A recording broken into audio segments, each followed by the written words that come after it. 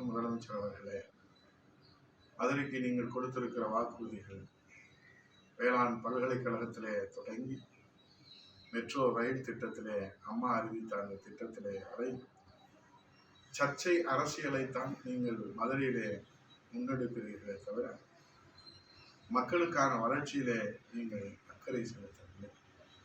உங்கள் தந்தையார் திருப்பெயரிலே நூற்றாண்டு நூலகத்திற்கு கொடுத்த அக்கறை மதுரையின் எய்ம்ஸ் மருத்துவமனையிலே நீங்கள் செலுத்தவில்லை. ஆக விளம்பர வெளிச்சத்திலே தான் நீங்கள் அக்கறை செலுத்தி வருகிறீர்கள் என்பதற்கு எடுத்துக்காட்டு தான் நீங்கள் இன்றைக்கு செய்து வருகிற ஒவ்வொரு விழாக்களும் சாட்சியாக இருக்கிறது.